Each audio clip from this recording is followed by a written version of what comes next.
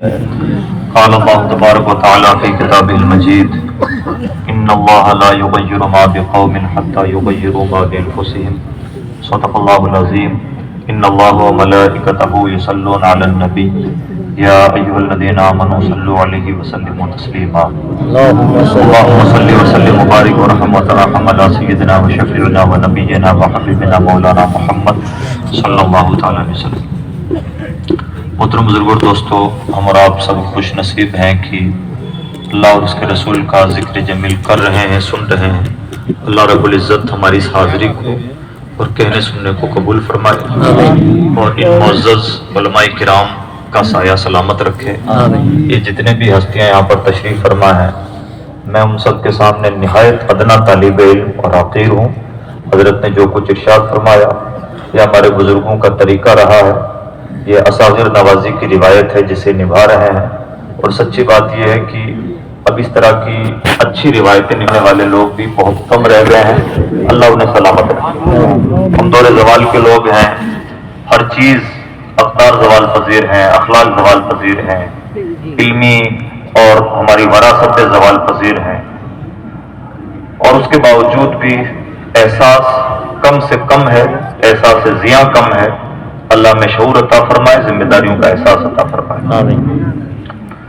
میں نے جو آیت کریمہ آپ کے سامنے تلاوت کی ہے، اللہ رب العزت نے ایک چھوٹی سی آیت میں ترقی اور تنزلی کا فلسفہ کہہ لیجئے یا قوموں کی تاریخ کہہ لیجئے، اگر نہ سمجھیں تو آیت کا ایک ترجمہ ہے، اور سمجھنا چاہیں تو دنیا بھر کی تاریخ ہے۔ بات کیا ہے؟ بات یہ ہے ان اللہ لا یغیر ما بقوم حتی یغیروا ما بانفسہم، بے شک اللہ کسی بھی قوم کے حالات اس وقت تک نہیں بدلتا جب تک کہ کوئی قوم اپنے حالات بدلنے کی پہل نہ کرے۔ یہ اللہ کی سنت بھی ہے اور قانون فطرت ہے، زمانے کی تاریخ ہے۔ جن قوموں نے بھی ترقیاں کی، اسی اصول پر ترقیاں کی کہ انہوں نے اپنے آپ کو بدلا، اور جن قوموں نے ترقیاں نہ کی، تنزلی کا شکار ہوئیں، تو پسپا ہونے کے لیے اور تنزلی کا شکار ہونے کے لیے کچھ کرنے کی ضرورت نہیں ہوتی، بلکہ جو کرنے کا کام ہے وہ نہ کیا جائے تو انسان آٹومیٹکلی پسماندگی کا شکار ہو جاتا ہے۔ جیسے ہمیں یہاں سے چل کے بریلی جانا ہے تو بریلی جانے کے لیے چلنا پڑتا ہے، نہ جانے کے لیے کچھ کرنے کی ضرورت نہیں۔ جو کرنے کا کام ہے وہ نہ کیا جائے، آٹومیٹکلی جہاں ہیں وہیں پڑے رہیں گے۔ جب کوئی بھی قوم ترقی چاہتی ہے، کسی بھی جہت سے ترقی چاہتی ہے، اپنے حالات میں تبدیلی چاہتی ہے، تو اسے اپنے اندر کچھ تبدیلیاں لانی ہوں گی، اور اگر قوم ٹس سے مس نہیں ہوتی، اپنے حالات نہیں بدلتی، کچھ جو کرنے کے کام ہے وہ نہیں کرتی، یا جو نہ کرنے کے کام ہے ان سے نہیں رکتی، تو وہ قوم زمانے کے لیے عبرت کا نشان بنا دی جاتی ہے۔ یہ ایک موٹی سی بات ہے جو میں نے قرآن پاک کی روشنی میں آپ کے سامنے رکھی۔ تو قرآن پاک سے اس کی مثال دیکھ لیتے ہیں۔ ہمیں کوشش کرنی چاہیے کہ ہم اپنی زندگی کے مسائل کو قرآن کے سامنے زیادہ سے زیادہ پیش کریں، اور اللہ کی کتاب جو کہہ دے، جو نشاندہی فرما دے، اسے فائنل مان کے قبول کریں۔ اللہ کی کتاب میں ترقی اور تنزلی کی بہترین مثال کے طور پر ہم جس قوم کو دیکھ سکتے ہیں وہ قوم بنی اسرائیل ہے۔ قرآن پاک نے قوم بنی اسرائیل کے 3 چہرے پیش کیے ہیں۔ ایک زمانہ قوم بنی اسرائیل پر ایسا گزرا کہ وہ فرعون کی بدترین غلامی میں زندگی بسر کیا کرتے تھے، ان سے زندہ رہنے کا بھی حق چھین لیا جاتا تھا، طرح طرح کے ظلم ان پر ڈھائے جاتے تھے، اور جس طرح کا ایک انسانیت کا استحصال ہو سکتا ہے ان کے ساتھ ہوتا تھا ایک زمانہ۔ پھر اللہ نے کرم فرمایا، حالات بدلے، حضرت سیدنا موسیٰ کلیم اللہ تشریف لائے، اور آپ نے اپنی قوم کو ایک ظالم ترین انسان کی بدترین غلامی سے باہر نکالا، اور آہستہ آہستہ اللہ رب العزت نے قوم بنی اسرائیل کو ترقیاں عطا فرمائیں۔ اور توجہ میری طرف رکھیے گا، اتنی ترقیاں اللہ نے عطا فرمائیں کہ قوم بنی اسرائیل میں مسلسل انبیاء کرام تشریف لائے، اور اللہ رب العزت کی اتنی نوازشیں ہوئیں کہ ایک موقع پر تو اللہ نے یہاں تک ارشاد فرمایا، یا بنی اسرائیل اذکروا نعمتی التی انعمت علیکم وانی فضلتکم علی العالمین، اے بنی اسرائیل میری نعمتوں کو یاد کرو اور اس بات کو خاص طور پر یاد کرو کہ میں نے تمہیں پوری کائنات پر فضیلت عطا فرمائی. سبحان اللہ. وہ قوم جس سے جینے کا بھی حق چھین لیا گیا تھا. بیٹا بیٹھ جائیں, نظر مت, نہ نظر نہ نعرہ, چپ چاپ تشریف رکھے. میں جو کہہ رہا ہوں وہ سن لیجیے, بس یہی سب سے بڑا نظرانہ. تو اللہ نے بدترین غلامی سے نکال کر کے ایسی ترقی عطا فرمائی کہ قرآن کہتا ہے پوری کائنات کو فضیلت. یہ چھوٹی ترقی نہیں ہے. مادی طور پر آپ دیکھیں گے کہ قوم بنی اسرائیل اکلوتی قوم دنیا میں گزری ہے. ہم اور آپ جتنی بھی دوڑ دھوپ کرتے ہیں 2 وقت کی روٹی کے لیے کرتے ہیں, اور سچی بات تو یہ ہے کہ اس 2 وقت کی غذا کے لیے انسان حلال و حرام کی تمیز بھول جاتا ہے, اور یہ بھی بھول جاتا ہے میں کسی کا بندہ ہوں, مجھے کسی کے ساتھ جواب سے ہونا ہے. سب چیزیں فراموش کر جاتا ہے. بنی اسرائیل وہ قوم ہے جس کو 2 وقت کی غذا جنتی غذا کی شکل میں ملا کرتی تھی. اب کیا کہا جائے, اب اور چاہیے کیا کسی کو. من و سلوا جنتی غذائیں اس کے لیے نازل ہوتی تھی. عذاب بھی اس پر آزمائش کے طور پر آتے رہے, لیکن عذاب میں بھی اللہ رب العزت کے کچھ انعام کے پہلو تھے. میدان تیہ میں بھٹکتے رہے, لیکن بھٹکتے ہوئے بھی ان کے جسموں پر میل کچیل نہ ہوتا, پیدا نہ ہوتا, ان کے کپڑے میلے نہ ہوتے, ان کے ناخن اور بال نہ پڑتے. یعنی بھٹکنا ان کے لیے عبرت کی چیز ہے, لیکن اس عبرت اور آزمائش کے دوران میں بھی اللہ کے انعامات کا سلسلہ رکا نہیں. بے پناہ انعام فرمائے اللہ نے, اور مسلسل انبیاء بھیجے. ایک بڑی تعداد میں انبیاء کرام تشریف لائے.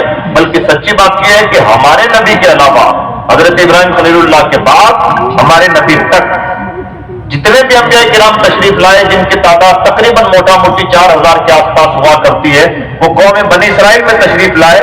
ہمارے نبی امام الانبیاء قوم بنی اسماعیل میں تشریف لائے. یعنی نبیوں والی قوم, اللہ کے انعامات والی قوم, ذلتوں سے نکال کر کے اللہ نے جسے ترقی عطا فرمائی وہ قوم. تو پہلا دور بدترین غلامی کا دور, دوسرا دور اللہ کے انعامات کا دور, تیسرا دور انعام اور اللہ کی آزمائش. یہ دونوں چیزیں ساتھ ساتھ چلتی ہیں. جس پر انعام ہوتا ہے اس کی آزمائش بھی ہوتی ہے. قوم بنی اسرائیل کی آزمائشیں ہوئی, لیکن قوم بنی اسرائیل آزمائشوں پہ کھڑی نہ اتری. چھوٹے چھوٹے عذاب نازل ہوتے رہے تاکہ انہیں عبرت و نصیحت حاصل ہو, سبق حاصل کر لیں اور پلٹ آئیں, نبیوں کی بغاوت نہ کریں. جس موسیٰ کلیم نے انہیں بدترین غلامی سے نکالا, کم سے کم موسیٰ کی ہی فرما برداری کر گزرے ہیں. لیکن نہیں, قوم بنی اسرائیل ایسا ناشناس قوم تھی, نمک حلال قوم نہ تھی. اس نے مسلسل نبیوں کے ساتھ غداریاں کی. اب ان کی غداریوں کی کہانی سنیں. قرآن کہتا ہے وَيَقْتُلُونَ النَّبِيِّينَ بِغَيْرِ الْحَقِّ, یہ وہ بدترین اور ظالم قوم ہے جو نبیوں کا قتل کرتی ہے. يُحَرِّفُونَ الْكَلِمَ عَن مَّوَاضِعِهِ, یہ وہ بدبخت قوم ہے جو اللہ کی کتاب کی آیتیں بدل ڈالتی ہے.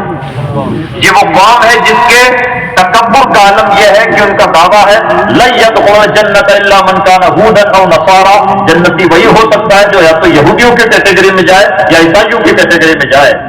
اور جن کے گھمنڈ کا یہ عالم تھا کہ پوری دنیا کو اپنے لیے استحصال کا سامان سمجھتے تھے, اور جیسے چاہتے دنیا پر ظالمانہ اقتدار قائم کرنا چاہتے تھے, اور کہتے تھے نحن ابناء اللہ واحباؤہ, ہم معاذ اللہ اللہ کے بیٹے ہیں اور اللہ کے محبوب ہیں. تو یہ قوم بنی اسرائیل کے انار کی بات, ان کی سرکشیاں. تو یہ 3 چہرے. اللہ نے انعام یہ فرمایا کہ بدترین غلامی سے نکالا, اور طرح طرح کے انعامات فرمائے. اور اس کا ریئیکشن قوم بنی اسرائیل نے یہ دیا کہ اللہ کے فرمانبردار بننے کے بجائے نافرمان بنے, شرارتیں کی. اور شرارتوں کا عالم یہ کہ جنت سے غذائیں نازل ہوتی تھیں اور مطالبہ یہ تھا کہ ہمیں لہسن پیاز چاہیے. یہ صرف شرارت ہی ہو سکتی ہے, کسی طرح کا کوئی فائدہ نہیں ہو سکتا, کوئی عقل مندی کی بات نہیں ہو سکتی. تو یہ قوم بنی اسرائیل. اب سنیں 3 چہرے. غضب کا چہرہ پہلے جو اطلاع کا زمانہ تھا, پھر اللہ کے انعامات کا چہرہ, اور اس کے بعد جب اس طرح سے انہوں نے نافرمانیاں کی تو ان نافرمانیوں کے ریئیکشن میں کیا ہوا. نافرمانیوں کی ریئیکشن میں اللہ رب العزت نے اس قوم کو ہمیشہ کے لیے ذلت کی گہری وادیوں میں ڈالا. اور ارشاد فرمایا ضربت علیہم الذلۃ والمسکنہ، اس قوم پر ذلت مسلط کر دی گئی ہے، یعنی جہاں رہے گی ذلیل ہو کے رہے گی۔ آج بھی تو ذلیل ہی ہے، یہ عزت کی بات نہیں ہے کہ جس بیچارے فلسطین نے تمہیں پناہ دی تھی تم اسی پر ایسے قابض ہو گئے کہ دنیا کے نقشے پر فلسطین نام کا کوئی ملک نہ رہا اور تم نے اپنا ایک ملک ڈکلیئر کر دیا ہے۔ یہ ظلم ہی نہیں، یہ بدترین ظلم ہے، اور یہ نہایت ذلت کی بات ہے۔ عزت داروں کے یہ کام نہیں ہوا کرتے، شرافتوں کا یہ کام نہیں ہو سکتا۔ دوسرا، اللہ نے اس قوم پر غضب نازل فرمایا کہ ایک طرف تو اللہ رب العزت نے تمام اولاد آدم کو عزت عطا فرمائی اور ارشاد فرمایا وَلَقَدْ كَرَّمْنَا بَنِي آدم، ہم نے آدم کے ایک ایک بچے کو عزت سے نوازا ہے، اور اسپیشل یہودیوں کے بارے میں فرمایا غیر المغضوب علیہم، بندہ مومن کو دعا کرنی چاہیے پروردگار مجھے اس قوم میں سے مت بنا دینا جس پر تیرا قہر و غضب نازل ہوا۔ یعنی اللہ جو سب کو عزت دے رہا ہے انہیں ذلیل فرما رہا ہے۔ اللہ جو اپنا انٹروڈکشن ہی رب العالمین رحمان اور رحیم کے طور پر پیش فرما رہا ہے پہلی صورت میں، وہ ارحم الراحمین، وہ رحیم و کریم، ستار، غفار رب، غفور رب، مہربانی فرمانے والا رب، حلیم رب، اسپیشل ایک قوم پر اگر غضب نازل فرما رہا ہے تو ماننا پڑے گا کہ یہ قوم غضب ہی کے لائق ہے۔ ایک مثال سے سمجھ، اگر کسی باپ کے 4 بیٹے ہوں، 3 بیٹوں کو بڑے لاڈ پیار سے رکھتا ہے اور باپ بڑا سمجھدار ہے، پڑھا لکھا ہے، 3 بیٹوں کو بہت سلیقے سے رکھتا ہے، ان سے بڑا خوش رہتا ہے، لیکن ایک بیٹے پر ہمیشہ ناراض رہتا ہے، غضبناک رہتا ہے، تو ماننا پڑے گا کہ یہاں باپ کے مزاج سے زیادہ بیٹے کا قصور نظر آئے گا۔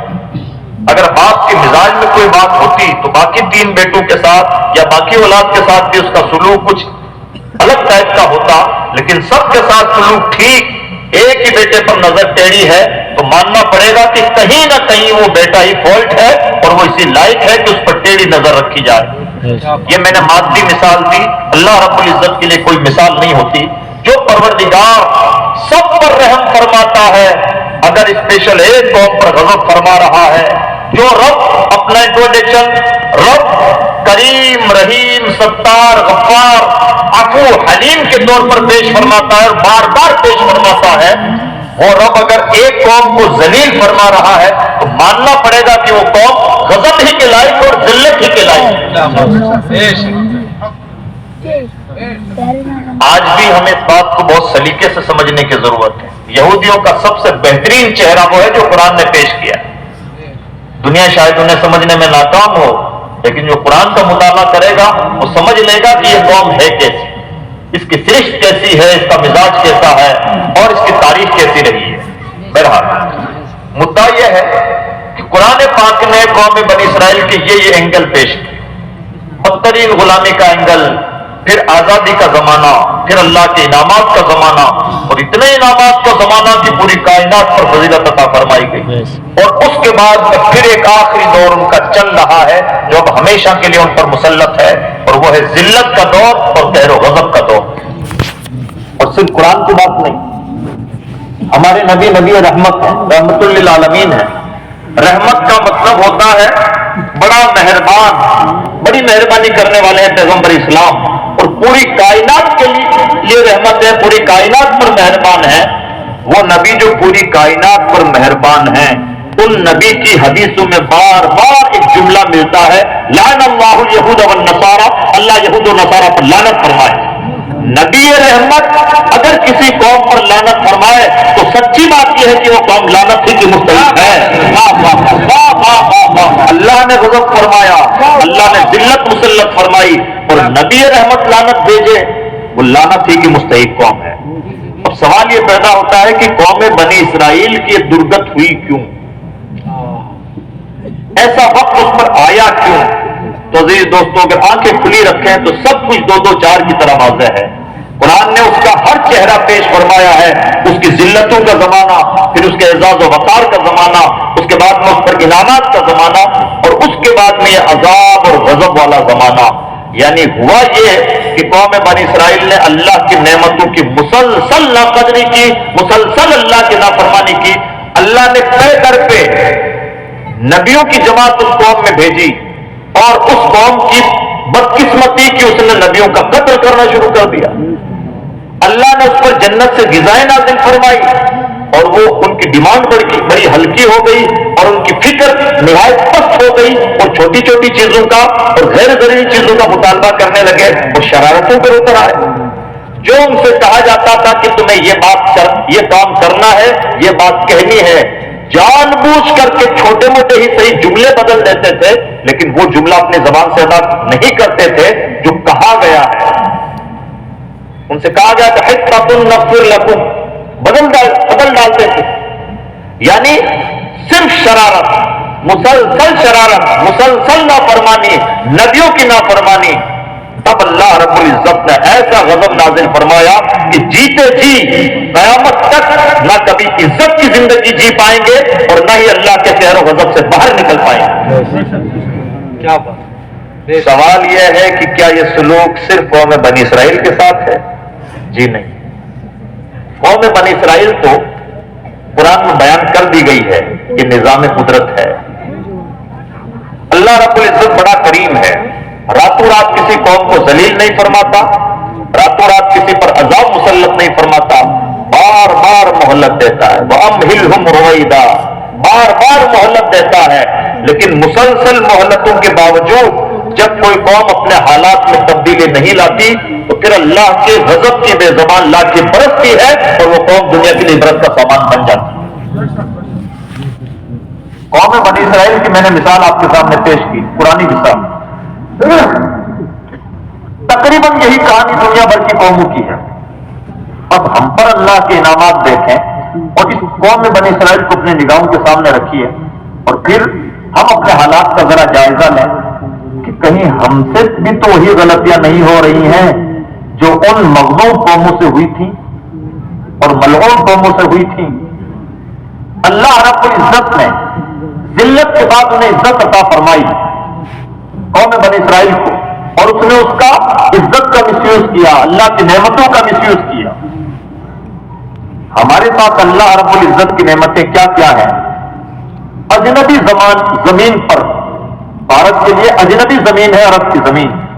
نہ زبان میچ کھاتی ہے، نہ کلچر میچ کھاتا ہے، نہ تہذیب و تمدن، کچھ بھی میچ نہیں کھاتا، بالکل اجنبی زمین ہے. سمندر پار کی زمین اور ادھر کی زمین.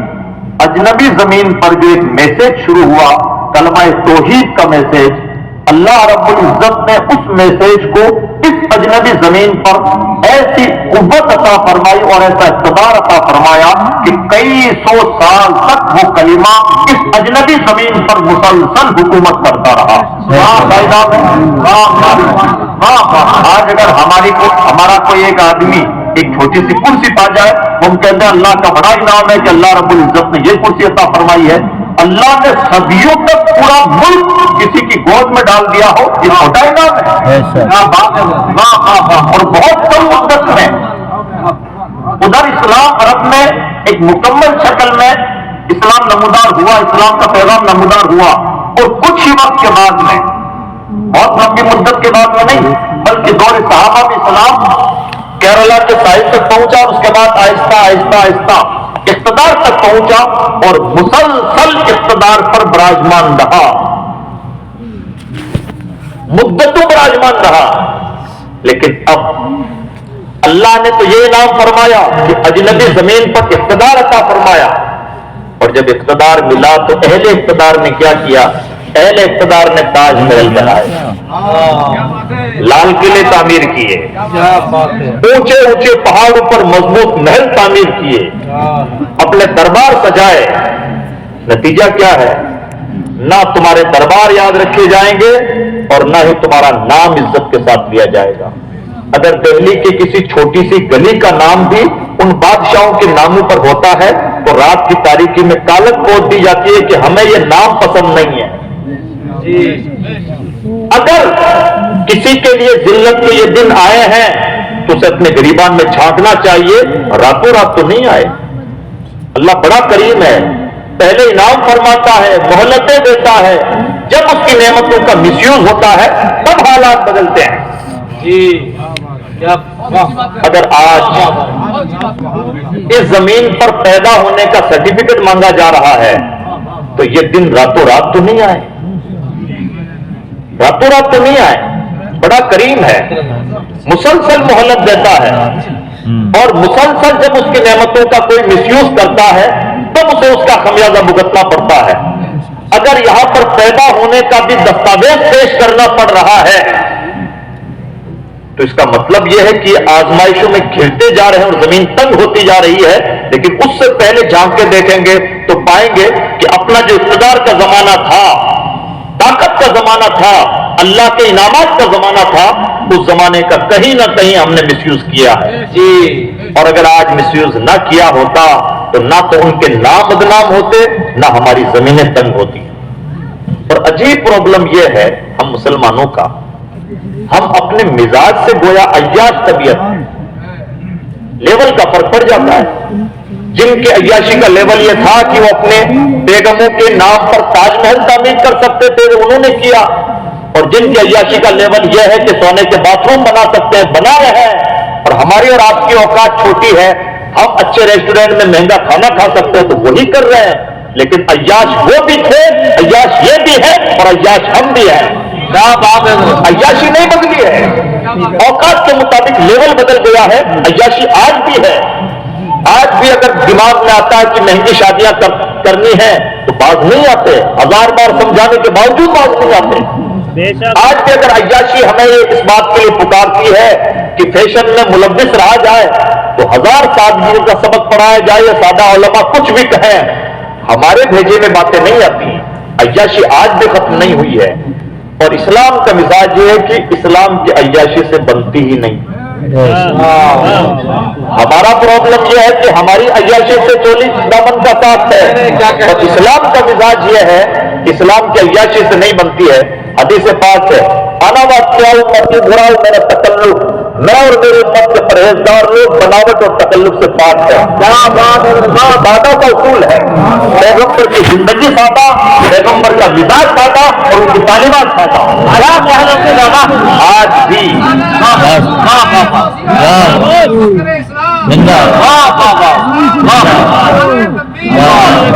آج بھی اگر ہم چاہتے ہیں کہ حالات بدلیں تو اللہ نے تو پہلے ہی آواز دے رکھی ہے، اس کا قرآن تو آج بھی ہم تلاوت کر رہے ہیں۔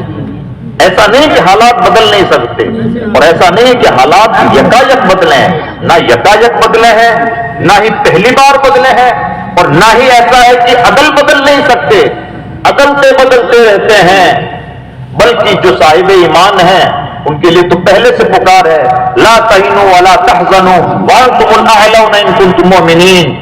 تمہیں نہ دل چھوٹا کرنے کی ضرورت ہے اور نہ فکر مند ہونے کی ضرورت ہے، سربلند تو تم ہی رہو گے، اس لیے کہ تمہارے پلے ایک عجیب قسم کی قیمتی نعمت ہے۔ شرط یہ ہے کہ اس نعمت کو ذرا سنبھال کے رکھو اور دل کو ٹٹولتے رہو کہ وہ نعمت پاس محفوظ بھی ہے یا نہیں۔ تمہاری طاقت و قوت کس کے گرد گردش کرتی ہے؟ اقبال نے جیسا کہ کہا ہے، افاقہ کش جو موت سے ڈرتا نہیں ذرا، روح محمد اس کے بدن سے نکال دو، یہی ہے تمہاری طاقت۔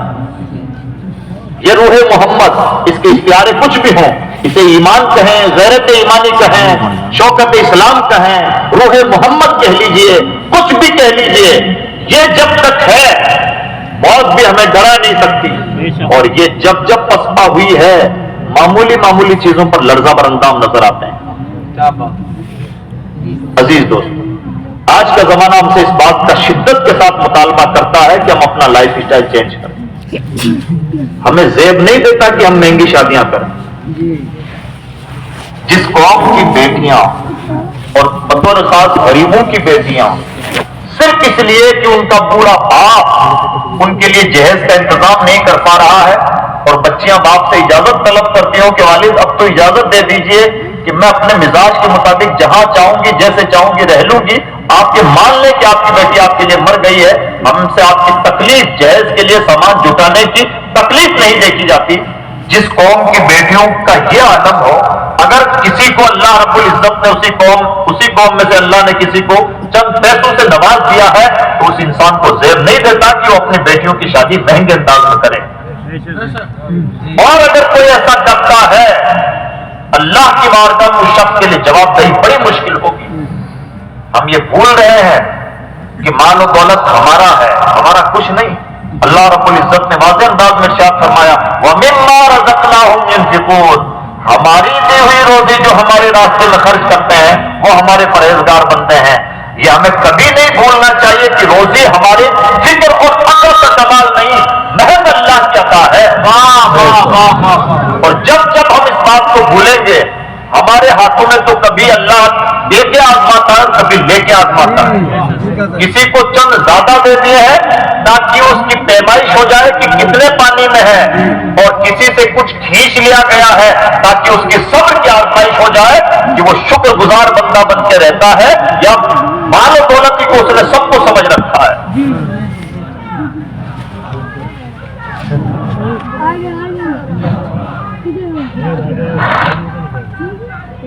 عزیز دوست، یہ وہ چیز ہے جو ہمیں اپنے لائف اسٹائل میں لانی ہوگی. یعنی ہمیں سادگی کی طرف آنا ہوگا، ہمیں اپنے محاسبے کی طرف آنا ہوگا. اور اب آنے کے بعد میں ہمارے لیے جو کرنے کے کام ہے تھوڑی دیر میں مختصر انداز میں وہ اپنا ہوم ورک سن لیں. یہ میری مجبوری ہے کہ میں ہوم ورک دیے بغیر نہیں رہتا، اس لیے کہ اب ہماری قوم کو جیسا کہ حضرت نے بتایا اب ہمیں یہ بھی زیب نہیں دیتا کہ ہم ناز نخروں کے اسٹیج سجائیں. ہماری مسجدیں بھی سادہ ہونی چاہیے، ہمارے مکان بھی سادہ ہونے چاہیے، ہماری شادیاں بھی سادہ ہونی چاہیے، اور ہماری میت کے مراسم بھی سادہ ہونے چاہیے، اور ہمارے اسٹیج بھی سادہ ہی ہونے چاہیے. ہمیں زیب نہیں دیتا کہ ہم تکلفات کی دنیا میں مگن رہیں. ہم جہاں تک پہنچ چکے ہیں اور مسلسل کوتاہیوں نے غلطیوں نے ہمیں جہاں تک پہنچا دیا ہے، اب تکلفات ہمیں زیب نہیں دیتے. اس لیے عزیز دوستوں اب آپ کے چند ہوم ورک سن لیں. ہم جس ملک میں زندگی گزار رہے ہیں اس ملک میں یا ایسے کسی بھی ملک میں کسی بھی قوم کی ترقی کا راستہ تعلیم سے طے ہوتا ہے. یعنی ہم جہاں ہیں وہاں لوکتنتر ہے، ڈیموکریسی ہے، جمہوریت ہے، اور جمہوریت میں کسی بھی قوم کی ترقی اس کی تعلیم سے طے ہوتی ہے. کیا بات ہے. جس قوم نے تعلیمی طور پر اپنے آپ کو آگے بڑھایا وہ قوم جمہوریت میں ترقی یافتہ، اور جس قوم نے تعلیمی طور پر اپنے آپ کو نہیں بڑھایا وہ قوم پسپا. ہم تہجد کی نماز بھی پڑھتے ہیں یا ہم جمعہ کا سجدہ بھی نہیں کرتے، یہ ہماری قبر کا مسئلہ ہے، یہ ہمارا اور ہمارے رب کا معاملہ ہے. لیکن مارکیٹ کی بات یہ ہے کہ آپ پڑھے لکھے ہیں تو عزت پائیں گے، اور پڑھے لکھے نہیں ہیں تو اس ملک میں آپ کی کوئی ویلو نہیں. ہمیں اپنی تنہائیاں بھی سنوارنی ہیں، اپنے قبر کی بھی فکر کرنی ہے. اس لیے کہ نبی یہی کام کرنے کے لیے تشریف لائے تھے. یزکیہم، نبی تشریف اس لیے لائے تھے تاکہ دل کا میل کچیل دل کا میل کچیل صاف کر کے تمہیں ایسا بنا دے کہ جیسے صحابہ کرام کو رسول اللہ نے تیار کیا تھا. نبی اکرم صلی اللہ علیہ وسلم یہ کام کرنے کے لیے تشریف لائے تھے، لیکن اس کے ساتھ ساتھ بھارت کی منڈی میں یہاں پر کسی بھی قوم کی ترقی کا راستہ تعلیم سے طے ہوگا. جس قوم کے پاس تعلیم وہ قوم ترقی یافتہ، جس قوم کے پاس تعلیم نہیں وہ قوم ترقی یافتہ نہیں. ٹھیک، اب اس کی مثال سن، اس کی بہت ساری مثالیں ہو سکتی. اور حضرات سامنے دیکھیں، حضرت بہت اچھا درس قرآن دے رہے ہیں، درس حدیث دے رہے ہیں. سنجیدہ انداز میں سنجیدہ گفتگو سننے کے عادت ڈالیے. یہ بچے دارالعلوم کے دستار والے آ رہے ہیں نعرہ لگاتے ہوئے، حوصلہ ایک دوسرے کا بڑھاتے ہوئے. ان سے گزارش ہے کہ یہ نعرہ بھی دھیرے لگائیں اور سنجیدہ انداز میں گفتگو سماعت کریں. پہلی ترقی کا پہلا راستہ تعلیم. تعلیم کے بغیر اس ملک میں کسی کو عزت نہیں ملتی. یہ سادہ سا فنڈا ہے، اور آپ نے بہت ساری مثالیں دیکھی ہوں کہ ہر بات کھل کے نہیں کہی جا سکتی. ہمارا پرابلم یہ ہے کہ ہم باتیں کھل کے کرتے ہیں تو ہماری گردنیں دبوچ لی جاتی ہیں اور ہماری قوم کے سر پہ جوں بھی نہیں رہتی. اس لیے اشاروں کی زبان میں سمجھنے کی کوشش کریں. یہاں پر کسی بھی قوم کی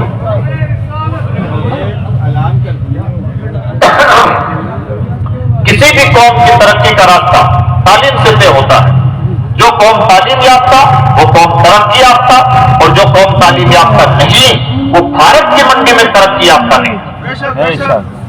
اور یہی وجہ ہے کہ یہاں پر وہ لوگ جنہیں برابر میں عبادتیں بھی نہیں کرنے دی جاتی تھی اپنے مذہبی مراسم کے مطابق، جب اسی قوم کا کوئی آدمی کلکٹر بن کے آتا ہے تو بڑے بڑے مہان آدمی مجبور ہوتے ہیں کہ اس کے سامنے ہاتھ جوڑیں. اور اس کی ایک موٹی سی مثال سمجھ لیں.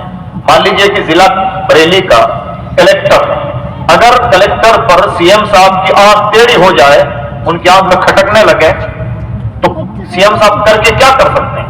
ہائیسٹ اتنا کر سکتے ہیں کہ بریلی کے کلکٹر کو اٹھا کے بنارس کا کلکٹر بنا دیں یا گورکھپور کا کشی نگر کا کلکٹر بنا دیں. ایسا نہیں کر سکتے کہ ان کی ڈگری چھین لیں. یہ جو ادھر سے ادھر ٹرانسفر کر سکتے ہیں یہ ان کی زیادتی ہوگی. اور وہ کلکٹر جو یہاں پر کلکٹر تھا کشی نگر میں چلا گیا تو کیا ہو گیا؟ وہاں بھی تو کلکٹر ہی ہے. یہ اس کا ایجوکیشنل پاور ہے. کیا بات ہے!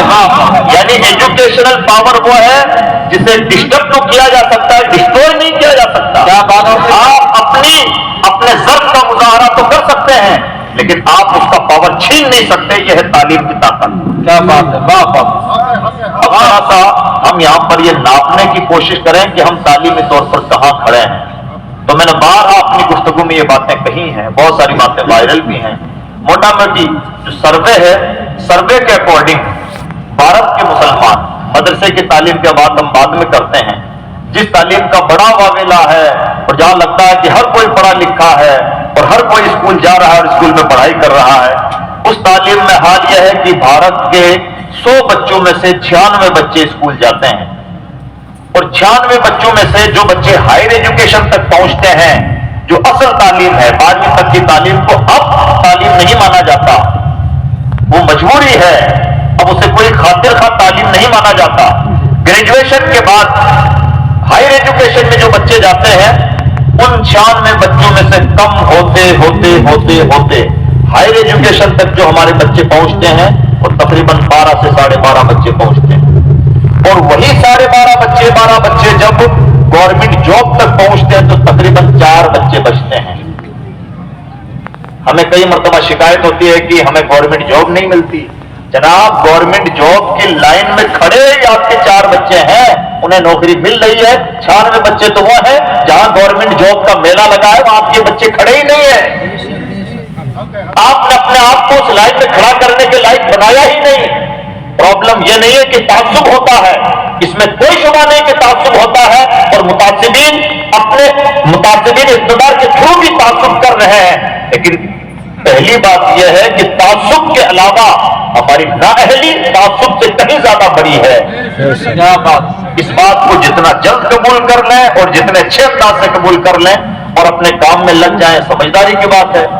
اور سچ ہوتا ہے، کوئی قبول کرے نہ کرے سچائی کو بدلا نہیں جا سکتا. سچائی یہی ہے. اب آئے مدرسہ ایجوکیشن کی بات. تو مدرسہ ایجوکیشن میں یہ مانا جاتا ہے کہ آبادی کا 4% طبقہ یا اس کے آس پاس طبقہ وہ ہے جو دینی تعلیم حاصل کرتا ہے. یعنی جو علماء تیار ہو رہے ہیں جن کے بارے میں کئی مرتبہ ہمارے جوشیلے لوگ بہت ساری باتیں کہہ دیتے ہیں، علماء کو یہ بھی کرنا چاہیے، یہ بھی کرنا چاہیے، یہ بھی کرنا چاہیے. ان سے پہلی بات یہی ہے کہ حضرت والا ہمارے علماء 100 میں سے صرف 4 ہیں. 4 ہی کو تمام ذمہ داریں مت دیجیے، 96 کو بھی تو کچھ ہوم ورک دیجیے. 96 پہ بھی تو کچھ محنت ہو. ہاں علماء سے یہ گزارش ضرور رہے گی، حالات بدل گئے ہیں تو ہمیں بھی اپنے آپ کو بدل لینا چاہیے. اور بدل اس لیے لینا چاہیے کہ اور کوئی کہے نہ کہے، اللہ کے قرآن کی آیت کہہ رہی ہے جو بدلے گا وہی آگے بڑھے گا. یہ زمانے کا اصول ہے. اب اگر مدرسہ ایجوکیشن میں ہمیں جو کام کرنے کی ضرورت ہے، اسکول ایجوکیشن میں جو کام کرنے کی ضرورت ہے وہ سن لیں، وہ بہت اہم بات ہے. اسکول ایجوکیشن میں ہمیں یہ کوشش کرنی چاہیے، پڑھے لکھے نوجوانوں سے گزارش ہے، ہمیں یہ کوشش کرنی چاہیے کہ ہم اپنے اسکول میں کوالٹی ایجوکیشن دیں. اسکولوں کو انگلش میڈیم ہی بنائیں، ہندی میڈیم کا تصور ختم کر دیجیے. 2 چیزیں اس زمانے کی عجیب ترین مجبوری بن چکی ہیں جن کے بغیر آدمی لولا مانا جا رہا ہے. ایک چیز کا نام ہے انگریزی اور دوسری چیز کا نام ہے کمپیوٹر. یہ مجبوری ہے دنیا کی. مجبوری اس لیے ہے کہ دنیا کی ترقی کی ہر تحریر انہی 2 زبانوں میں لکھی گئی ہے. آپ کچھ بھی کر، مان لیجیے آپ یہ سیکھنا چاہتے ہیں کہ مائک سیٹ کیسے ہوتا ہے، مائک آپریٹ کیسے ہوتا ہے، تو آپ کو اردو میں مائک آپریشن کی چیزیں نہیں ملیں گی. آپ کو جو بھی طریقے ملیں گے، جو بھی اصطلاحات ملیں گی، آپ کی مجبوری ہے کہ انگریزی نہیں ملیں گی. اس لیے دنیا کا پہیہ چلانے والی چیزیں ہیں، یہ ضرورت ہی نہیں ہے، دنیا کی مجبوری ہے. اسکول کوالٹی ایجوکیشن دیں، انگلش میڈیم اسکولوں میں اپنے اسکولوں کو کنورٹ کریں. اور دوسرا کام یہ، تیسرا کام یہ کریں اسکولوں میں کہ اپنے اسکولوں کو اس طرح سے اپڈیٹ کریں کہ پہلے کہا جاتا تھا کہ ہم اسلامک اسکول بنا رہے ہیں. اسلامک اسکولوں سے مراد لی جاتی تھی کہ ہم اپنے بچوں کو نماز، روزہ، قرآن پاک کی تلاوت سکھاتے ہیں. لیکن اب اس کا ایڈوانس لیول یہ ہونا چاہیے، اب صرف نماز، روزہ، 10 سورتیں سکھا کر شاید ہم الحاد کے زمانے میں اپنے بچوں کا ایمان بھی نہ بچا پائیں. اس لیے اب ضروری ہو چکا ہے کہ ہم ان 4 بچوں پر جتنی محنت کر رہے ہیں، تقریباً اتنی ہی محنت ان 96 بچوں پر بھی کریں، اور ان کے لیے بھی کوئی مضبوط پلاننگ کریں، اور کوشش کریں کہ ان 96 اسکول جانے والے بچوں کو بھی شارٹ ٹرم کر کے نظام لا سکیں، اس لیے پڑھا سکیں. مطلب مقصود یہ نہیں ہے کہ ان سب کو عالمیت کی ڈگریاں بانٹنی ہے، مقصود یہ ہے کہ آنے والا زمانہ الحاد کا زمانہ ہے، ایتھزم اور ناستکتا کا زمانہ ہے. آنے والے زمانے میں اب وہ زمانہ بھی بدل گیا کہ گرو کی صحبت میں بیٹھ کے انسان برا بنتا تھا. اب وہ ایک ایسا شیطان تالا ہر انسان کے جیب کے اندر اور اس کی رضائی کے اندر موجود ہے کہ 1000 بری سنگتوں پر کس کی سنگت بھاری ہے. اس لیے اب ذہن میں وسوسے ڈالنے کے لیے، نظریات کو تہس نہس کرنے کے لیے، انسان کے عقائد پر چوٹ کرنے کے لیے بری سنگت کی ضرورت نہیں، بلکہ اب ہو سکتا ہے کہ باپ کو کانوں کان خبر نہ لگے اور اس کا بیٹا کسی گمراہ آدمی کا فالوور بن چکا ہو. جی اس لیے اب ضروری ہو چکا ہے کہ 10 سورتوں اور اذکار نماز سے آگے بڑھ کر اسکول جانے والے بچوں کو بھی ہم موٹا موٹا اسلام سکھائیں، اسلام کی موٹی موٹی باتیں، تاکہ وہ بچے اسلام کو سائنس سے ریلیٹ کر سکیں. اور جب بھی ان سے کوئی سوال کرے کہ یار تم میرے بڑے اچھے بیسٹ فرینڈ ہو، اسکول میں ہماری جوڑی بڑی مشہور ہے، لیکن اب تمہارے مذہب کی ایک بات مجھے بالکل نہیں سمجھ میں آتی، یہ قربانی کیوں کرتی ہو جی، وہ کیا ہے؟ تو ہمارا بچہ جواب دے سکے، بھائی جان ہماری دوست اپنی جگہ لیکن مذہب اپنی جگہ، ہم قربانی صرف اس لیے نہیں کر رہے ہیں کہ ہم جی ہوتیا ہے، بلکہ سچائی تو یہ ہے، میں آپ کو اکانومی کی زبان میں باور کروا سکتا ہوں کہ قربانی ہمارے ملک کا پہیہ چلانے میں بہت بڑا یوگدان دیتی ہے. کیا بات ہے، صرف 3 دن میں ہمارے ملک کی اکانومی کو جتنا فائدہ قربانی کے تھرو ملتا ہے، سنگل ایونٹ کی بنیاد پر بہت ساری چیزوں میں نہیں ملتا. کیا بات ہے، یعنی دنیا کو پاور کروا سکے، مروب نہ ہو، بلکہ ہمارا سائنس پڑھا ہوا اسکول کا بچہ جب اسلام کو ریلیٹ کر پائے گا سائنس سے، تو دنیا کی آنکھوں میں آنکھیں ڈال کے بات کر سکے، اور مروب نہ ہو، بتا سکے کہ اسلام نے اگر 1 سے زائد عورتوں سے شادی کرنے کی اجازت دی ہے تو جناب اس کے پیچھے کا فلسفہ یہ ہے کہ مرنے والوں میں زیادہ تعداد مردوں کی ہوتی ہے، عورتوں کی تعداد کم ہوتی ہے، عورتوں میں بیواؤں کی تعداد کم ہوتی ہے، مردوں میں بے عورتوں کی تعداد کم ہوتی ہے. مرد کم ایسے ملیں گے جن کو کوئی عورت نہ ملتی ہو، عورت ایسی بہت ملیں گی جن کو کوئی مرد نہ ملا ہو، اور بیوہ ہو، ایسی بیواؤں کی زندگی عجیب بن کے رہ جاتی ہے. اسلام نے اس لیے ایک سے زیادہ کیا رہا ہے تاکہ بیواؤں کو بھی گلے لگانے کا خطاب کر پائیں گے. چند صورت اور دعاؤں سے تو یہ کام حل ہونے والا نہیں. اس لیے ضروری ہو چکا ہے کہ جو یہاں کی تعلیم ہے اس تعلیم کو ذرا سا آف کیا جائے، یہاں تک بھی پہنچائے.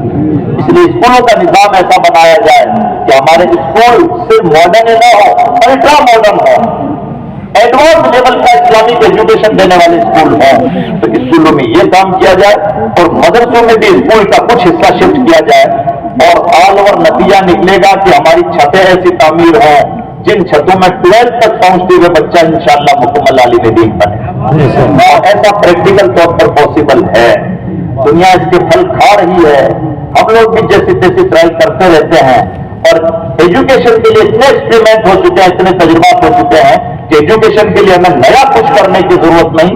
بڑی آسانی سے کسی بھی ایک کامیاب ماڈل کو کاپی کریں گے تو انشاءاللہ کامیاب ہوں گے. تو اس لیے ہمیں ان دونوں جہتوں پر بہت زیادہ توجہ دینے کی ضرورت ہے.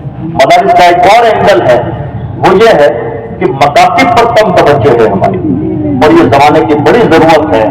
इसलिए कि जो बच्चा 5 साल तक हमारी गोद में खेल रहा है, पढ़ रहा है, जब वही 5 साल 10 साल का बच्चा 25 साल का हो रहा है, एक दिन हमें ये सुनने को खबर मिल रही है कि वो बच्चा जिसको मैंने नाजरा पढ़ाया था आज वो फना बुरा आदमी का फॉलोवर है। तो इससे पहले कि वो बुरा दिन आए, जब वो 5 साल तक आपकी गोद में मकतब में खेल रहा है, ये मानते हैं कि उसकी अकल का लेवल ऐसा नहीं कि उसे बहुत ज्यादा दलाइल इब्राहिम की बातें बताई जा सकें, लेकिन उसके बावजूद उसको बुनियादी अकाइद और जरूरत की बातें इतनी पिलाई जा सकती है कि वो बच्चा आइंदा भी अपना ईमान और अकीदा महफूज रख सके। इसलिए इस चीज को भी हल्के में ना लें, बड़ी जरूरत है। और ये दोनों के दोनों काम दर्दमंदी से पॉसिबल है, सिर्फ अपने पेट थपथपाने से पॉसिबल नहीं। मैं इस बात से खुश हूं कि मैंने एक इदारा खड़ा कर दिया और अब पूरी जिंदगी उसी इदारे की खाने का मिजाज है, तो शायद तरक्की के रास्ते मसदूद हो जाते हैं। और कोई आदमी इस बात पर खुश हो जाए कि हमने एक स्कूल का सेटअप खड़ा कर दिया और फिर किसी पे खुश है, तो शायद तरक्की के रास्ते बंद हो जाते हैं। तरक्की के रास्ते उन पागलों के लिए खुले रहते हैं जो किसी भी लम्हा थकते नहीं और उनका जुनून उन्हें एक लम्हा भी सुकून से देखने नहीं देता। इसलिए अजीज दोस्तों, आज का जमाना हमसे बड़ी शिद्दत के साथ तब्दीलियों का मुतालबा कर रहा है। पहली तब्दीली हमें एजुकेशन में लानी है कि हम जहत एजुकेशन का माहौल बनाएं। शादियां सस्ती, मकान सस्ते, मस्जिदें भी निहायत सादा और सस्ती, और जो भी अमाउंट बचे, जो भी पैसा बचे, फंड बचे, उसका कोचिंग में इस्तेमाल कीजिए और अपने बच्चों को कोचिंग दिलवाइए और अपने बच्चों को नए नए मैदानों में डालिए और अपने बच्चों की काउंसलिंग करवाइए।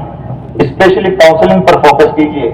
यहाँ पर आता हमारा सबसे ज्यादा जो टैलेंट जाया होता है वो काउंसलिंग के बहाने जाया होता है।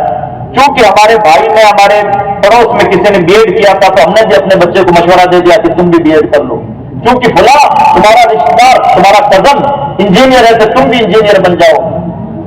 ये लोहा जिससे माइक बना है, उससे माइक ही बन सकता है, रेल की पटरी नहीं बन सकती। रेल की पटरी वाले लोहे से कोई माइक बनाता है तो बेवकूफ कहलाएगा। कुदरत ने हर एक इंसान को अलग अलग सलाहियतें दी हैं। जिसको जिस सलाहियत से नवाजा गया है उसकी सलाहियत का उसी मैदान में इस्तेमाल हो तो वो शख्स अपने मैदान का APJ अब्दुल कलाम बनता है। और अगर उसकी सलाहियत को बर वक्त न पहचाना जाए तो हजार सलाहियतें यूं ही जायब हो जाती हैं। दुनिया की जितनी भी तरक्की याफ्ता कौमें हैं वो सबसे ज्यादा अपने बच्चों की काउंसलिंग पर फोकस करती हैं, वो ठीक उनका तीर निशाने पे लगता है। हमें कोई छोटा सा पद्मश्री भी मिल जाए तो खुशी के मारे नस्लों का ठिकाना न रहे। दुनिया का कौन सा बड़े से बड़ा इंटरनेशनल अवार्ड है जो यहूदियों की गोद में जाकर न गिरता हो? क्या मान लिया जाए कि इजराइल में पैदा होने वाला बच्चा बड़ा टैलेंटेड होता है और बाकी दुनिया में पैदा होने वाला बच्चा कुल ज़हन होता है? जी नहीं। बुनियादी बात यह है कि जब उनके मुल्क में कोई औरत प्रेग्नेंट होती है तो उस वक्त से वो इस बात के लिए फिक्रमंद रहते हैं कि इस औरत को गमी लाहिक नहीं होनी चाहिए, ये औरत अपना ज्यादा वक्त किताबों में गुजारे, ये औरत फल खाए, ये औरत खुश रहे, ताकि इसकी गोद में परवान चढ़ने वाले बच्चे पर भी इस औरत की खुशी के असरात मुरतब है। और जब बच्चा पैदा हो जाता है उस बच्चे की काउंसलिंग करवाई जाती है और उस बच्चे को उन मैदानों के लिए पहले से तैयार कर दिया जाता है जिन मैदानों के लिए कुदरत ने उस बच्चे को पैदा किया होता है। मान लीजिए जो अच्छा मुहक्किक हो सकता है, कई बार ऐसा होगा कि वो अच्छा शायर नहीं होगा, और कई मरतबा हम ये पाएंगे कि एक आदमी कमाल का शायर है लेकिन है तो फितरत के एतबार से शायर है, और मान लीजिए हमने उसे टीचर बना रखा है तो टीचिंग में भी कहीं ना कहीं आड़ी टेढ़ी शायरी करेगा, ना अच्छा टीचर बन पाएगा ना अच्छा शायर बन पाएगा। अगर उसकी शायरी की तरबियत अच्छी हो जाए तो हो सकता है कि अपने जमाने का वो फराज बने। तो इस तरह से टैलेंट को पहचानने की जरूरत होती है। हमारी शादियों से जो भी पैसा बचे अपने बच्चों की काउंसलिंग पर खर्च कीजिए। हो सकता है आपने ना कोई स्कूल कायम किया, ना कोई मदरसा कायम किया, ना कोई कोचिंग सेंटर कायम किया, प्रोफेशनल काउंसलर दिल्ली और नोएडा से बुलाए और एक दिन में उन्होंने चंद बच्चों की काउंसलिंग की और उन्होंने बताया कि ये जो बच्चा है ये इसरो का साइंटिस्ट बन सकता है, और ये जो बच्चा है मान लीजिए फला मैदान का इंजीनियर बन सकता है, ये बच्चा मेडिकल में जा सकता है, और ये साइंस है। उन्होंने जो कुछ बताया अगर हमने वैसे ही बच्चों पर मेहनत की तो हो सकता है कि आपके शीशगढ़ में आने वाले जमाने में 25 कलेक्टर हो और 15 अम्बेसडर तैयार हो। اس طرح سے لوگ تیار کیے جاتے ہیں. ٹیلنٹ کہیں آسمان سے نہیں ٹپکتا ہے, زمین سے نکلتا ہے, اسے تیار کرنا ہوتا ہے, اس پہ توجہ دینی ہوتی ہے. جو بچے 3 سال کی مدت میں قرآن پاک حفظ کر سکتے ہو, کیا ان بچوں کے لیے UPSC کا کوئی ایگزام کوالیفائی کرنا مشکل ہے؟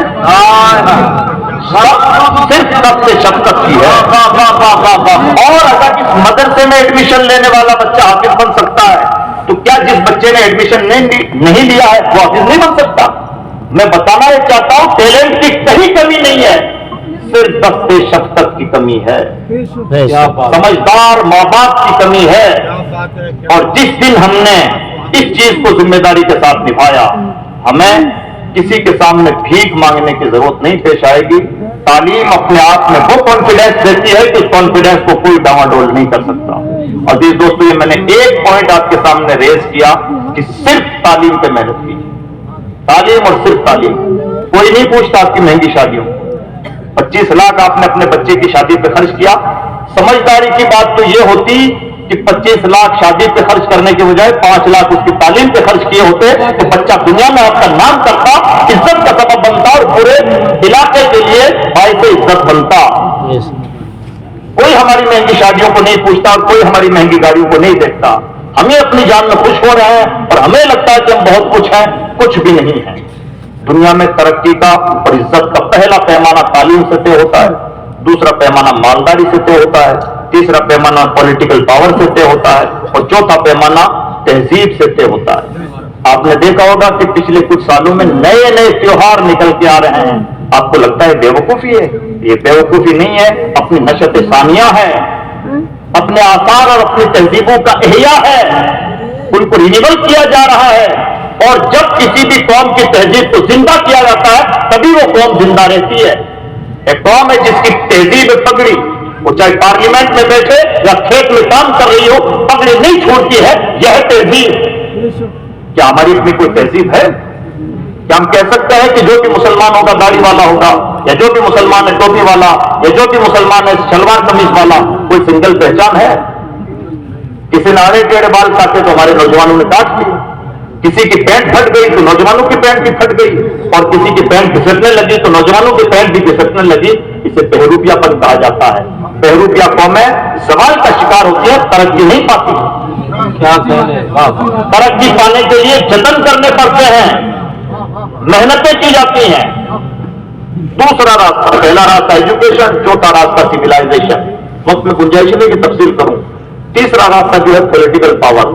کچھ دنوں کی بھی آنکھیں بند کر لی, 15 سال تک کوئی پولیٹکس مت کیجیے. یہ ہولڈنگ کی جو راجنیتی ہوتی ہے اس کو چھوڑیے, ووٹ ڈالیے جو ایماندار اس کو, اتنا اپنا کام کیجیے. لیکن زبردستی کسی کے آگے پیچھے لگ کر کے اپنا آپ کو ذلیل مت کیجیے, اس لیے کہ ویسے بھی آپ فٹ بال ہی ہیں اور آپ زندہ باد مردہ باد ہی کی کیٹیگری میں رہ رہے ہیں. اب مزید مت رہیے. پچھلے 70 سال تک جو ایکسپیریمنٹ کر چکے ہیں, تجربہ کر چکے ہیں, اب اس آزمائے ہوئے کو دوبارہ مت آزمائیے, بلکہ یہ 15 سال تعلیم کے حوالے کیجیے. انشاءاللہ سیاست بھی آپ کے قدموں میں ہوگی. بیچ کا ایک کام بچ جاتا ہے. زیادہ سے زیادہ کوشش کیجیے کہ اپنے نوجوانوں کو بزنس مین بنائیں. اس کے لیے ورکشاپ آیوجت کیجیے, ایکسپورٹ اور امپورٹ کی ٹریننگ دیجیے. نئے نئے اسکلز ہیں, نئی نئی ہنرمندیاں ہیں, اپنے بچوں کو ان میدانوں کے لیے تیار کیجیے. اس لیے کہ بھارت کا مزاج ہے, جو ٹکڑے ڈالتا ہے اس کی پوجا کی جاتی ہے. مزاج سمجھتے ہیں؟ آپ نے دیکھا ہوگا کہ شاہ رخ سلمان کو بھی لوگ برا بھلا کہہ دیتے ہیں, لیکن عظیم پریم جی کو کوئی برا بھلا نہیں کہتا.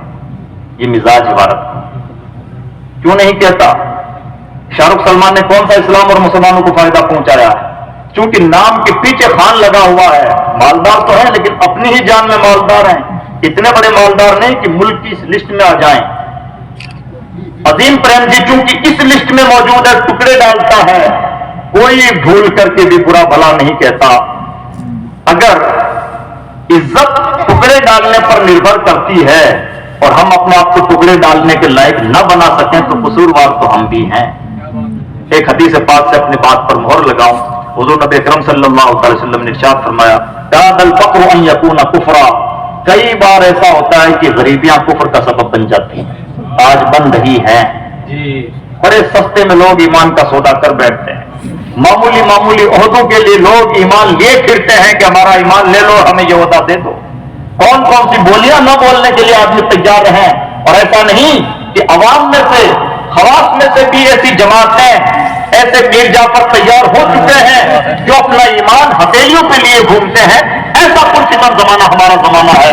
और इस पुरखितन जमाने में भी अगर हमने अपनी जिम्मेदारियों के साथ निभा ना किया, अपनी जिम्मेदारियां ईमानदारी के साथ पूरी ना की, तो किसी और को जवाब देना पड़े ना पड़े, जिसका कलिमा करते हैं उसे जरूर जवाबदेह होना होगा। इसलिए उसने जिम्मेदारी दी है, कुल्लुकुम राइन व कुल्लुकुम मसूलुन रइयतिही। ऐ लोगों, तुम में से हर एक शख्स जिम्मेदार है और हर जिम्मेदार से उसकी जिम्मेदारी के बारे में पूछा जाएगा। ये कहना आसान है कि उलमा को ऐसा करना चाहिए और फलां को करना चाहिए चाहिए कि रट मत लगाइए। हम और आप क्या करेंगे? क्या हम सिर्फ मुफ्त में मशवरे देने के लिए पैदा हुए हैं, हवाओं में बातें फेंकने के लिए पैदा हुए हैं? हमसे कोई बात पुरुष नहीं होगी, हमसे भी बात पुरुष होगी। आखिरी बात, एक हदीस पाक जिसको इबरत के साथ हमें सुनना चाहिए। इमाम तबरानी ने अपने मौजम में से कोट किया है, मन अस्बह वलम यहतम बिउमूरिल मुस्लिमीन फलैसा मिनहुम। जिस शख्स की एक सुबह इस हाल में हो कि उसे उम्मत मुस्लिमा की फिक्र नहीं, वो मुसलमानों में से है ही नहीं। अल्लाह, ये उस नबी की बोली है जिसका हम कलिमा पढ़ते हैं। अजीज दोस्तों, उम्मत के लिए बहुत नाजुक घड़ी है, बहुत आजमाइशों का जमाना है और हमाजहत आजमाइशों का जमाना है। इक़्तिदार के एंगल से, सियासत के एंगल से, इल्मी तौर पर, अमली तौर पर, फितनों के तौर पर, ईमानी तौर पर, माशी तौर पर हमाजहत आजमाइशों का जमाना है। ऐसे जमाने में हमारी सबसे बड़ी जिम्मेदारी बनती है, हम अपनी बिसात के मुताबिक जो कर सकते हैं करें। बेशक हम सब कुछ नहीं कर सकते, लेकिन ऐसा भी कोई नहीं जो कुछ भी ना कर सके। इसलिए जिसके हिस्से में जितना काम है, अपने हिस्से का काम किए जाइए। यही हमारी सबसे बड़ी जिम्मेदारी है, यही समझदारी है और यही कयामत के दिन अल्लाह के कहर गजब से बचने का तरीका है। शिकवाए जुल्मत शब से तो कहीं बेहतर था अपने हिस्से की कोई शम्मा जलाते जाते। अल्लाह रब्बुल इज्जत की बारगाह में दुआ है। एक बार दुरूद शरीफ पढ़ लीजिए। अल्लाहुम्मा सल्ली व सल्लिम व बारिक व रहम व तरहम अला सय्यिदिना व शफीना व नबियना व हबीबना मौलाना मुहम्मद सल्लल्लाहु अलैहि वसल्लम। तो ये चंद बातें मैंने आपके सामने पेश गुजार कर दी। तालीम पे तवज्जो दीजिए, बच्चों के बिजनेस पे तवज्जो दीजिए, मत बनाइए लंबे चौड़े मकान। कोई जरूरत नहीं है आप 2 माला मंजिल कोई बंगला बनाएं और 2 करोड़ उस पर खर्च करें। मकान 25 लाख में बनाइए और बाकी का 1 लाख और 1 करोड़ और 75 लाख अपने बेटे को कैपिटल मनी के तौर पर हाथ में दीजिए और कहिए बेटा जाओ फला मुल्क और इस तरह का बिजनेस करो। हो सकता है आपका बच्चा आपका बंगला ही नहीं, आपके पूरे मोहल्ले का बंगला बना दे। नाज अंदाज और ऐश आराम हमें जेब नहीं देता। हम उस जमाने के लोग हैं। तालीम पे तवज्जो, रोजगार और बिजनेस पे तवज्जो और अपनी तहजीब को बचाने पे तवज्जो। ये जो बीच की कड़ी है सियासत, ये तरक्की के उसूल में से एक उसूल है, लेकिन फिर वक्त हमारे लिए रास्ता बंद है, इसलिए इस पर बहुत ज्यादा तवज्जो मत दीजिए। एक 5वीं चीज जिससे हम थे और वो चीज है तज़किया, अपने दिल की सफाई, अपने आप को नेक बनाने की कोशिश। हम कई मर्तबा इतने अक्लमंद बनते हैं कि हर चीज का हल अपने अकल से ही तलाश करने लग जाते हैं, जबकि हर चीज का हल सिर्फ अकल से नहीं होता। कुछ चीजों का हल सिर्फ और सिर्फ पेशानी अल्लाह की बारगाह में रगड़ने से होता है। इसलिए मस्जिदों से अपना रिश्ता मजबूत करें, अपने आप को बिसात भर नेक बनाने की कोशिश करें।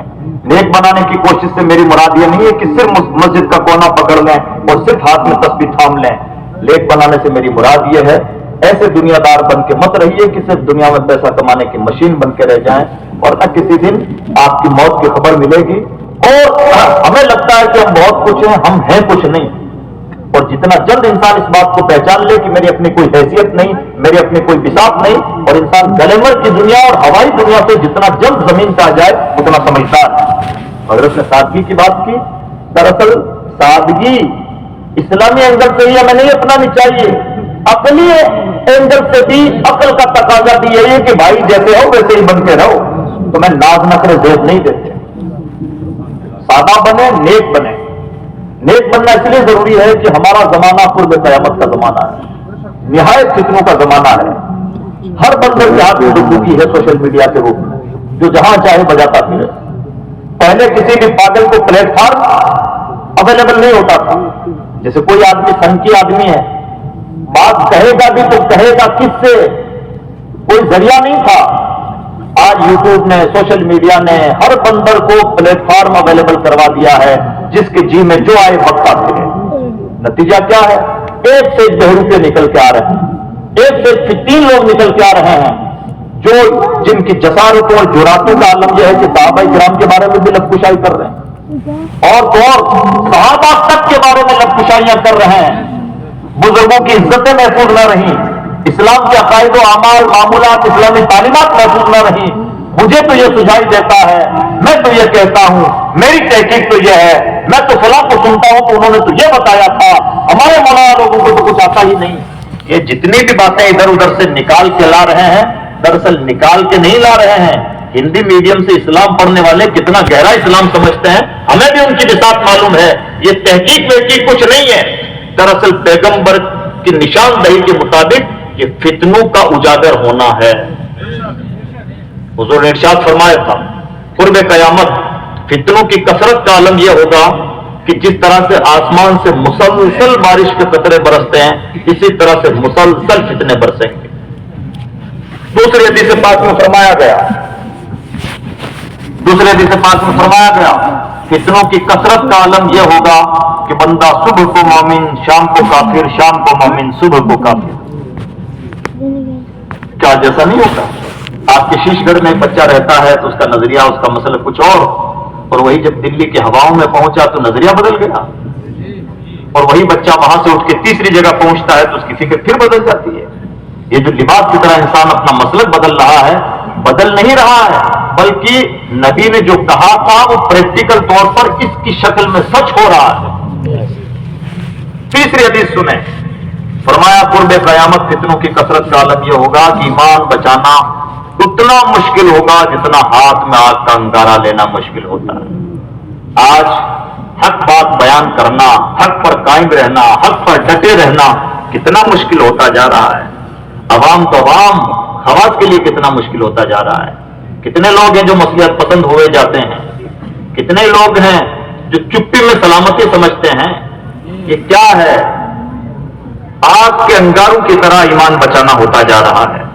اور تو اور کل تک کتنے ہی لوگ تھے جو علماء کے زمرے میں شامل ہوتے تھے, اور آج وہ ایسا نہیں کہ علماء ہی نہیں, بلکہ سچی بات تو یہ ہے کہ ان کے ایمان کے بھی لالے پڑ رہے ہیں. اس جماعت میں سے بھی اگر لوگ ادھر ادھر ہونے لگیں, پڑھے لکھے لوگ, سرٹیفائڈ لوگ, مدرسوں کے ڈگری دھاری لوگ اگر اپنا مسلک بدلنے تک اتر آئیں تو مان لینا چاہیے کہ پیغمبر کی زبان سے نکلا ہوا لفظ لفظ زمین پر سچ ہونے جا رہا ہے. اور ایسے زمانے میں وہی لوگ محفوظ رہیں گے جو اپنے ایمان کو لے کر, اپنے عقیدے کو لے کر, اپنے نظریے کو لے کر نہایت حساس ہیں. اور اس کی نشاندہی پھر حدیث پاک میں فرمائی تھی. پیغمبر کی عظمتوں پر قربان جائیں, پرابلم بھی سامنے رکھتے ہیں اور پرابلم کا حل بھی سامنے رکھتے ہیں. تو یہ ہے پرابلم کا حل سنیں, کتنا سادہ اور آسان سا حل ہے. حدیث پاک میں فرمایا گیا جو شخص جمعہ کے دن سورۃ الکہف کی تلاوت کرتا ہے فتنوں سے محفوظ رہے گا اگرچہ دجال نکل آئے. اور کچھ چاہیے؟ اگر اتنے سستے میں آدھا پارا تلاوت کرنے, ہفتہ آدھا پارا تلاوت کر لینے کی وجہ سے ایمان جیسی قیمتی دولت کی کو سیفٹی مل جاتی ہے, تو اس سے سستا سودا بھی کچھ ہے. اور اگر یہ بھی مشکل لگتا ہے تو دراصل سورۃ الکہف کی تلاوت مشکل نہیں, بلکہ اصل بات یہ ہے کہ ایمان کو لے کر کے بندہ سیریس ہی نہیں. دوسری نشاندہی, جب فتنے عام ہوں گے تو کن کا ایمان محفوظ رہے گا؟ حضور نے ایک مثال سے سمجھایا, ان لوگوں کا ایمان محفوظ رہے گا جو اونچے پہاڑوں پر بکریاں چرا رہے ہیں. یہ ایک استعارہ ہے. مطلب یہ ہے کہ جب فتنے عام ہوں اس زمانے میں جو انسان دنیا سے جتنا زیادہ کنارہ کش, اتنا اچھا اور اتنا محفوظ. عوام کا کیا حال ہے؟ اجی سب کی باتیں سننی چاہیے, اچھی بات جہاں سے بھی ملے لینی چاہیے. یہ تو مولویوں کے جھگڑے ہیں جناب, مولویوں کے جھگڑے نہیں ہیں بلکہ شیطان کا حملہ ہے جو آپ مولویوں کا جھگڑا کہہ رہے ہیں. اور یہ بھی ایک قسم کا خاموش فتنہ ہے جو آپ आप ईमान जैसी कीमती चीज को इतने हल्के में ले रहे हैं। इसलिए अजीज दोस्तों, निहायत पुरफितन और निहायत आजमाइशों भरा जमाना है, और मैं बार बार कहता हूं हमाजहत आजमाइशों का जमाना है। यानी हमें तो फुर्सत ही नहीं होनी चाहिए किसी भी काम के लिए। हम तो वो लोग हैं जिनका वक्त मसरूफ होना चाहिए तालीम के लिए, अमल के लिए, तबलीग के लिए, कुरान और सुन्नत की तहरीक के लिए, लोगों को फितना सामरियों से बचाने के लिए, अल्लाह की मखलूक की खिदमत करने के लिए हमारे जहत हम और आपको मसरूफ होना होगा। और आखिरी गुजारिश उलमा से यह है, जब जब उम्मत जवाल का शिकार हुई है, आप ही लोग हैं जो नायबीन रसूल हैं और आप इन उम्मत की दस्तगीरी की है। आज भी उम्मत आपकी तरफ देख रही है और इस एंगल से आपकी जिम्मेदारियां बढ़ जाती हैं। हमें ज़ेब नहीं देता कि हम रज़ाइल अखलाक में उलझे रहें, हसद की ना कपट बोझ इनाद के शिकार रहें और छोटी छोटी बातों में अपना दिल तंग करते रहें। हमें आज के जमाने में अपना दिल बहुत बड़ा करके अल्लाह की मखलूक की भलाई के लिए हमारे उतरना चाहिए और बगैर किसी लाग लपेट और लालच के उतरना चाहिए। मैं मानता हूं कि कौम आपकी मेहनतों का सिला नहीं दे सकती, लेकिन आप कोई काम इसलिए करें भी नहीं कि कौम से आपको सिला चाहिए, इसलिए करें कि अल्लाह की मखलूक है, रसूलुल्लाह की उम्मती है। और जब इस नाइये से हम करेंगे तो जिनके हैं वो नवाजेंगे, उनकी नवाजिशों में कोई कमी नहीं होगी। हमें अपने तवक्कुल को बहुत ज्यादा मजबूती देने की जरूरत है और अपने गिरीबान में झांककर अपने आप का तज़किया करने की जरूरत है। मैं उम्मीद करता हूं कि इंशाअल्लाह हम इन बातों पर अमल करने की कोशिश करेंगे। अल्लाह रब्बुल इज्जत की बारगाह में दुआ है कि परवरदिगार कहने सुनने से ज्यादा अमल की तौफीक अता फरमाए। दौरान गुफ्तगू कोई भी बात किसी भी एंगल से खिलाफ शरअ हुई हो तो हम तमाम हाज़िरीन अपने रब की बारगाह में सच्चे दिल से तौबा करें। नस्तगफिरुल्लाह ताला व नतूबु इलैहि, ला इलाहा इल्लल्लाहु मुहम्मदुर रसूलुल्लाह सल्लल्लाहु ताला अलैहि वसल्लम। अस्सलामु अलैकुम व रहमतुल्लाहि व बरकातुहू।